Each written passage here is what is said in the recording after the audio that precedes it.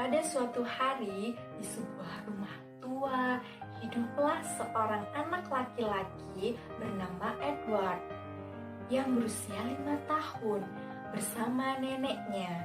Siang itu, Edward merasa sangat lapar. Neneknya pun segera membuatkan sesuatu untuk dia makan. Dia selalu membuat resep baru untuk membuat cucunya menyukai makanannya. Tidak peduli apapun, cucunya selalu tidak menyukai makanan yang dia masak untuknya. Apakah ini bubur? Tidak. Tapi teriakan lebih keras lagi. Aku tidak ingin makan tomatmu. Aku tidak suka. Aku ingin tomat berlapis coklat. Dan bups! Sang cucu melemparkan tomat ke dinding.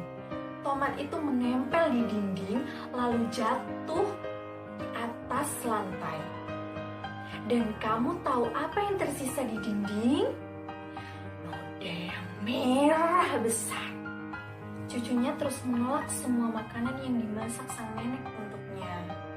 Dan kemudian dia berbalik dan melihat neneknya telah pergi. Sekarang bocah malang itu merasakan mimpi buruk yang sangat menakutkan. Edward merasa takut sekali sampai ia bersembunyi di bawah meja dan dia berteriak, "Nenek, tolong kembali, aku sangat ketakutan." Tapi tidak ada jawaban, tidak ada yang mengintip. Oh, mungkin noda merah yang menakutkan itu menyerap nenekku seperti penyedot debu. Itulah yang dipikirkan Edward.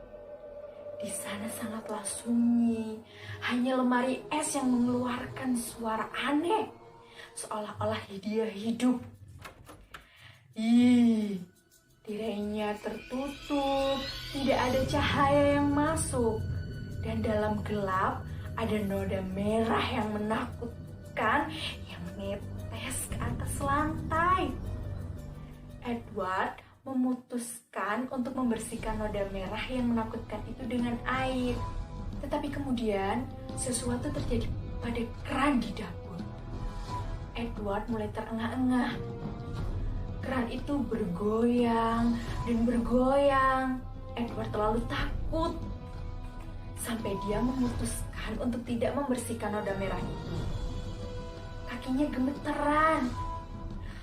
Oh, pasti ada buaya aneh yang tinggal di selokan ini, datang untuk menjemputku. Oh, nenek, datang dan selamatkan aku. Aku takut. Dan lagi tidak ada yang menjawab. Kasihan sekali anak itu. Angin bertiup di luar. Jendela tertutup tiba-tiba. Brak! Sampai kacanya hampir terbang keluar. Kuat sekali anginnya. Suara yang menakutkan itu pasti menakutkan. Pasti ada sesuatu yang terbang di luar sana. Di luar jendela, kilat petir menyambar. Dan juga badai yang datang. Dan saat itulah bel pintu berbunyi. Edward membeku ketakutan.